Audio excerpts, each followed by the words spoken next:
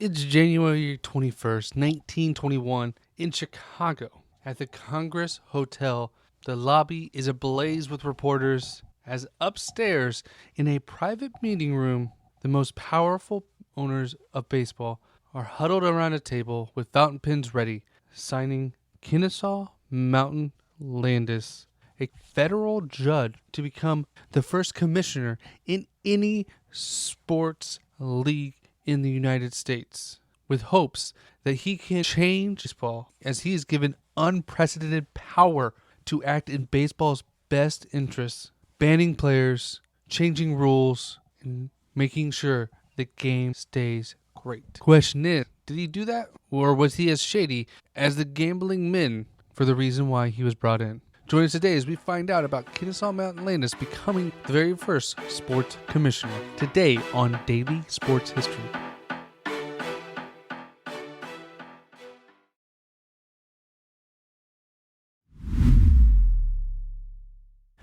Welcome to Daily Sports History. I'm Ethan Reese, your guide, because I have a commissioner too, called my wife.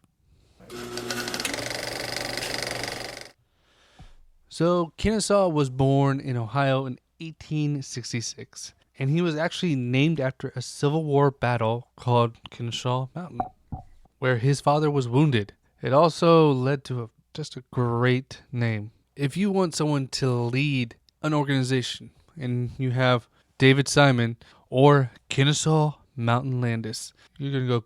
And he was raised in Indiana and grew up an avid baseball fan growing up. But, of course, as many do, they decide to go into something besides baseball. And honestly, at that point, baseball wasn't what it was today. We don't know if he was any good at baseball, really, but he did love the game. And he would go on to go into politics, go to college, become a lawyer, open his own practice, and then eventually be appointed a U.S. District Judge in Illinois by the President Theodore Teddy Roosevelt in 1905. And he built a reputation of a trustworthy judge. He famously fined Standard Oil, which made him a household name for being a monopoly. He was not afraid to take on these big companies. Monopolies were a common occurrence. The Sherman Antitrust Act, if you don't know, is the Monopoly Act, and it was something not used very often, although it should have been. And this really was a landmark case. Another landmark case that came to his front door and really led to him being in baseball, because even during this time, he still loved baseball. In 1914, the Federal Baseball League brought an antitrust suit, similar to the Standard Oil one, against baseball, the entire Major League Baseball system. And they presented their cases, and he's like, I will adjourn, and I will come back to you with my ruling. And he waited, because, honestly, he didn't want to make a decision. He wanted them to figure it out. So he basically forced them to settle between themselves. And it kind of made baseball what it is today, and really put him on the map of the Major League Baseball owners, because they realized this guy likes the tradition of baseball. He didn't want to ruin it by making a ruling that probably actually would not have been in their favor. But it's not right after this that they go for the commissioner. No, it's still no commissioner. The leagues just ran by the owners. And then in 1919, the World Series happens, and most of us know the White Sox lost to the Reds. Well, maybe you don't know that the Reds actually won the World Series, but you remember that the Black Sox was a whole thing. 8 members of the White Sox were thought to have thrown the World Series, and a few of them were actually brought up on charges. And at this point, baseball was worried. This isn't the only gambling scandal that happened. There had actually been multiple other ones, and there would be multiple ones to come after this. Gambling has always been a part of sports, and fixing games is still a part of sports, as we've seen recently. And the owners of Major League Baseball's teams got together, and they were talking about, what do we do? Do we make a committee? How do we make this better? Because they were worried they were going to lose fans, because fans thought every game was rigged. And if every game was rigged, why would you even want to go?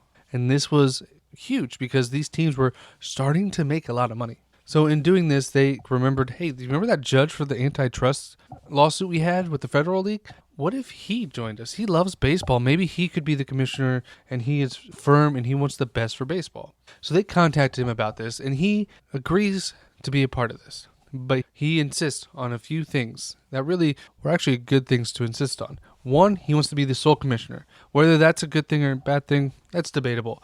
But he wanted to be the sole commissioner. He didn't want a committee because that would delay everything and make things even harder. But he also wanted broad power to act in the best interest of baseball. So this meant he could make sweeping changes. He could ban people. He could change rules. He could do anything that made baseball better. And sometimes he did. Maybe sometimes he didn't. And with these demands, the owners thought these were good. They thought that's actually easier because we don't have to find multiple people. He's the president like the United States. And giving him the absolute power also is good as long as he's acting in the best interest of baseball. So they agreed to these terms. And they offered him $50,000 a year, which is just under $1 million today. Yeah. And you know what's crazy? He also told them he wanted to remain a judge, but he wasn't going to take this money on top of what he was doing. So he's like, subtract my salary from being a judge, and I will take the additional salary. So his salary would be still $50,000, which was pretty good money. It was. And he would actually take a pay cut during the Great Depression because baseball was hurting. So he officially took the position over, and he made some sweeping changes. See, in 1921, those 8 White Sox that were accused of fixing the game, well, 5 of them faced trial, and they were acquitted. 3 of them didn't, but Kenesaw didn't care. The day after the trial, he banned all of them. It was not just a suspension, banned for life. And this really was a hard line in the sand about gambling. It was something that if he went soft, it could have backfired. Even though the great Shoeless Joe Jackson was arguably the best player of that series, he still took money, and it was a zero tolerance policy. It's a policy that has stuck around in baseball today and led to the same policy in all other North American sports because sports gambling can ruin sports.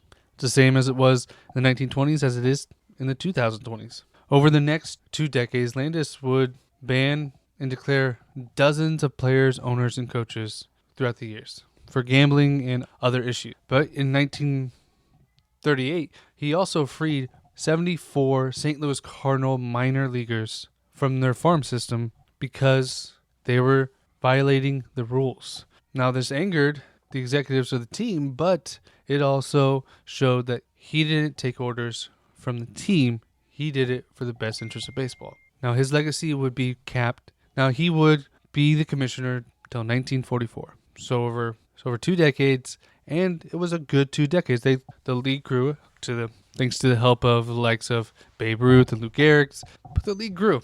It was more successful than when it started. But there was one thing that seemed eerily odd. He retired in 1944. The next year, Jackie Robinson signed with the Brooklyn Dodgers. During the whole time of his tenure, he kept the color line there. Whether it was just the status quo, or if he really thought that was the best interest of baseball, maybe. He did ignore a petition in 1942 with over 1 million signatures from fans to lift the color barrier. He banned exhibition games against Negro League teams because he thought it would be embarrassing if they lost. And he publicly denied. He said there was no written rule or unwritten rule, but it seems fishy. It's also a time when segregation was just the way it was. But it's hard to say whether he was or was not. We can't judge somebody off the way things were back then. The 1920s, the 1930s were very different than the 2020s. Overall, Kenesaw Mountain Landis, his tenure as the first commissioner of baseball was a positive one. He stopped gambling. Not completely, but he really corralled it. After the White Sox scandal, he was able to bring baseball back into prominence with the help of Babe Ruth, but he was also able to make sure that gambling was out of the game. And he set a blueprint for the NHL, the NBA, the NFL would all follow this. And they would all eventually have their own commissioner or president because they saw it was a good thing to have. To keep the owners in check, to keep the players in check, and have that one person that is able to run the whole league. It's not a bad thing. This change was good for sports overall. The question is, do you actually like commissioners? Because I know most of us don't. I want to thank you for listening to today's Daily Sports History. It means a lot. If you have some extra time, I'm doing some short videos online on our socials. YouTube, Facebook, Instagram, where I'm talking about random sports records. It's a fun time, great to check. I'll put a link down in the description for you to check those out, and I'll see you on the next one.